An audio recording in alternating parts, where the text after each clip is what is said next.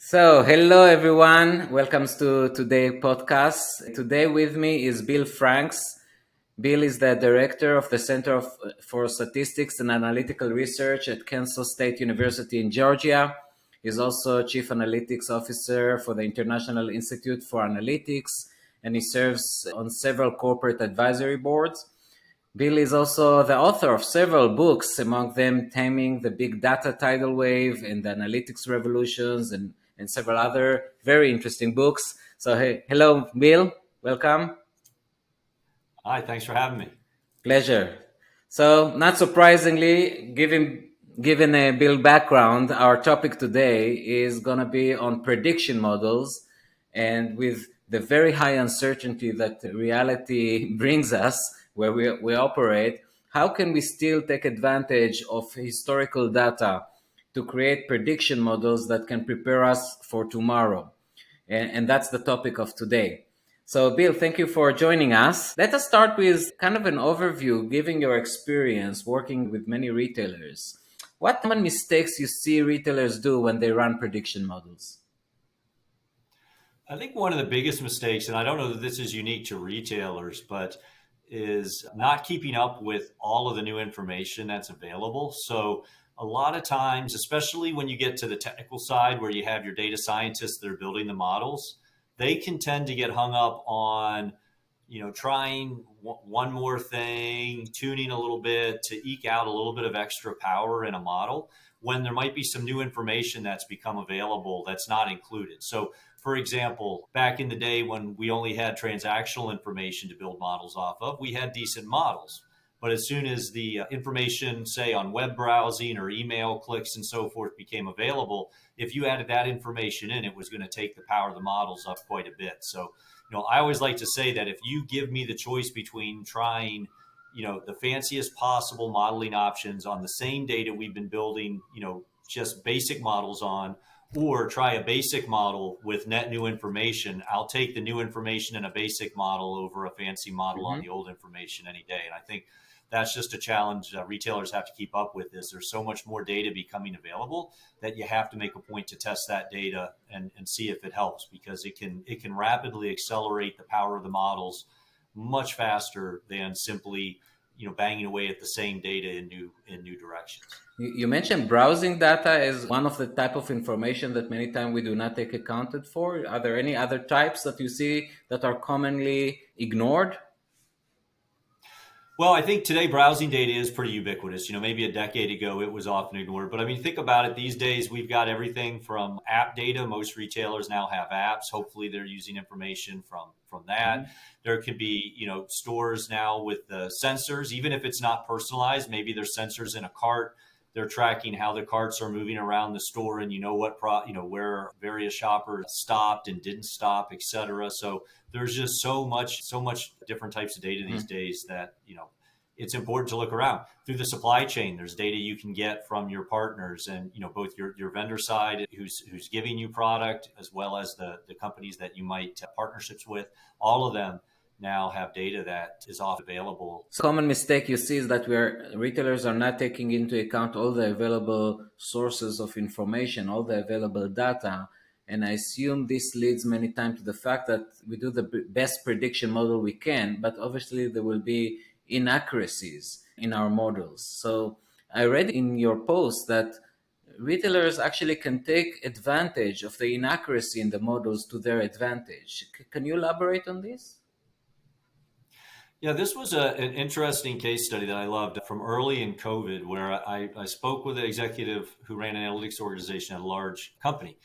And he said that naturally, all of the executives wanted to, be given a forecast, a single forecast, as was traditional, of exactly what is going to be the impact on our business in the coming 3, 6, even 1 month period in the peak of the early COVID days. And of course, there was so much uncertainty, it was almost impossible to do that. So what he and his team realized is that if they gave the leadership team specific numbers, that team, as they typically did, was going to target exactly those numbers. And then two things would happen. A, they were probably going to be wrong, in which case the analytics team is going to get beat up. And then also the company would suffer because the results wouldn't be good. So they made a decision that I thought was awesome, which was effectively instead of giving a number, a single forecast to the executive team, they said it's so uncertain at this point that what we're going to do is we're going to give you what we think the best and worst case is and what we think the middle road is. And we're going to recommend that you target the middle ground initially, but that you monitor ongoing to see if we start to drift up or down from there. And you have contingency plans already developed from the get go to adjust if those things happen.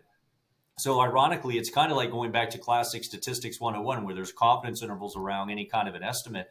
And then instead of trying to pretend we have the single answer, there is in fact a range, and being proactive. So initially, his leadership team was very resistant to this and thought that he and his team were simply trying to get out of taking a stand. But over a course of several months, when they realized that the initial middle ground was never true and things changed so fast that they were often drifting, they ended up implementing their contingency plans frequently and then felt they ended up a whole lot better. So, by having been forced to develop those plans up front instead of on the fly as things develop, they did much better. So now the team has decided that even moving forward out of the crisis mode, they're going to continue with this process of here's the best, worst, and middle ground.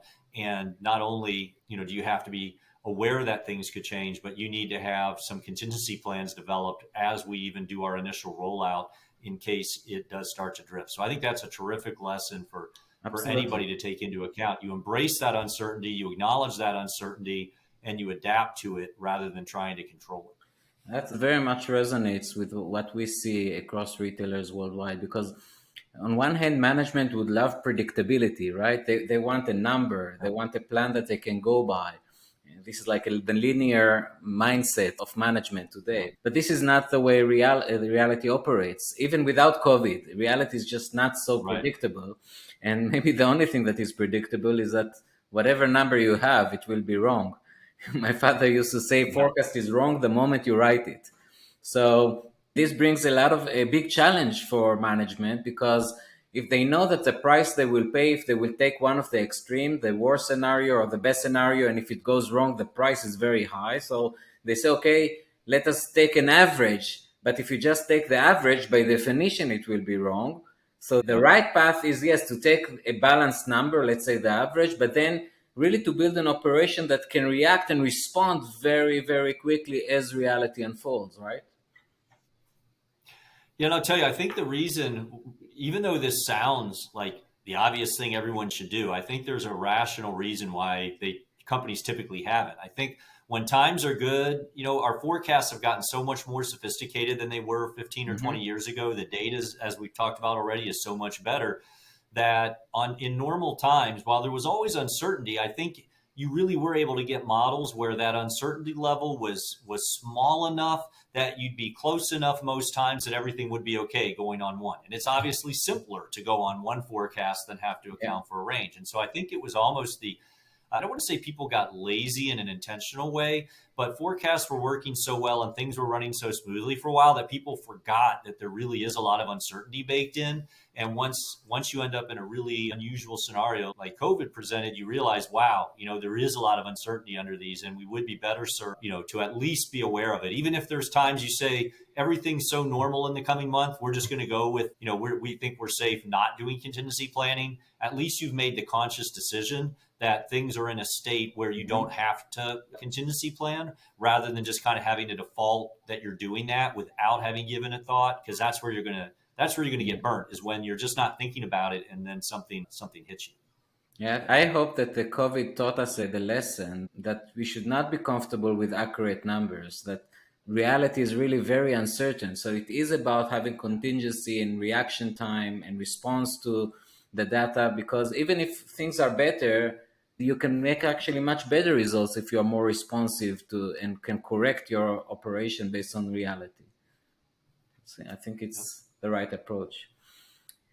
Talking about responding to realities and extremes, so how can retailers, you think, can alter their forecasting models to take into account the occurrence of black swan events or extreme events that are unlikely to occur but and are very disruptive? How can they take it into account and prepare themselves for this? Yeah, this is where I think there is a silver lining in all of the mayhem that we experience. And it goes back in the early days of my career, I built a lot of pricing models for retailers and packaged goods companies. And one of the things we used to do when we would give the models to our clients, again, this was many years ago, we were still doing this approach of, all right, so you want to know what'll happen if you drop your price by 10% or raise your price by 10%, et cetera. And we would project out what that would imply. But we always put limits on how extreme they could change the price based on what was seen in the data. In other words, if they had never varied their price by more than 10% over the course of the year that we built the models off of, we might only let them go to say 15%, maybe 20, but you can't go and predict a 40% price change. That's so far out of the range of what had ever been seen. So Mm-hmm. models are inherently built on the data, obviously, that feeds them. And if you're feeding nothing except data in a normal condition, they're by definition not going to do well with unusual conditions. So the advantage moving forward of things like COVID has been, it was a very, very extreme example of massive levels of disruption that we now actually have data on. In other words, the range of scenarios that we've seen was expanded, and so models can better take that into account.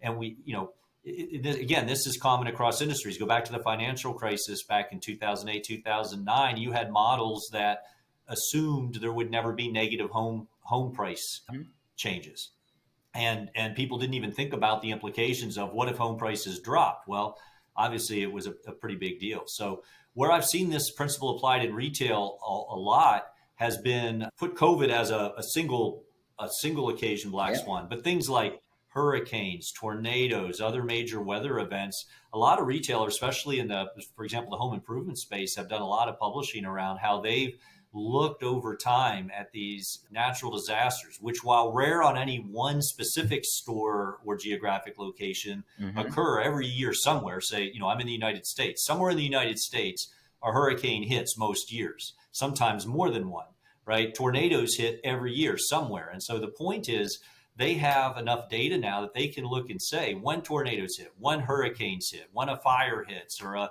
huge snowstorm, what are the patterns of products that sell? How does it affect the supply chain? And while every individual case will have differences, of course, they actually have enough data now to be reasonably confident in what extra product they need to ship in, Mm-hmm. because they know it'll increase in demand. What the impacts to the revenue of the store might be in the immediate term in terms of how long it might have to be closed, and then the staffing they might need when it does reopen to handle the rush. And so they've been much, much better off now, and I think it's really helped the population when the stores that have the supplies they need after a disaster are not only open, but actually were able to ship over, an extra 1,000 fans to blow Mm-hmm. water out, or an extra 1,000 things of odor remover from smoke, or whatever the example may be. And so I think that's where you have to look at all these unusual data events and make sure that you're using them to your advantage long term in helping to assess and train those models. Fascinating. Absolutely. Very interesting. Thank you very much, Bill. I would like to close our discussion just with a question that I ask every expert we talk to, which to give Okay. us some insights that they see about the future of retail going forward. So, anything you have to share with us on the future of retail from your view? I think it's going to be really interesting to see how the three sides of it, I mean, the manufacturing side, the retail consumer facing side, and the online side all continue to evolve, because, there are certain things like clothing that I still prefer to go and see it and maybe even try it on, even if I browse it on the web. So I think some stores, certain kinds of products are going to always benefit from having some kind of a physical presence to go to. But then there's other things I think people just don't feel a need. I mean, the idea of a music store is almost dead now, right? You Mm-hmm. not only can buy whatever you want online, but you have the subscription services where you have access to any song that you want. So there's really no need for a store for that.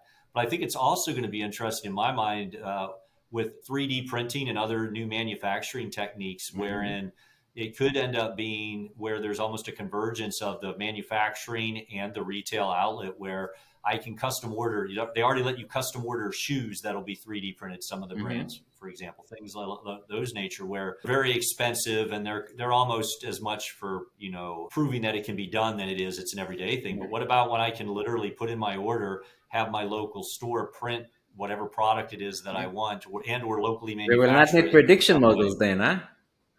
Yeah, you just creating literally on demand at the moment. And if you Exactly. think about that, to the extent that you could have certain products that now you can literally manufacture locally exactly what you need on demand. Now you might have supply chain issues around the raw ingredients that go into that local process, but it's very different from a ship leaving an Asian port with a bunch of sweaters or a bunch of devices on it, as opposed to I just need a lot of the raw metal and That you plastic can use. materials. Exactly. Absolutely. Fascinating. Thank you very much, Bill.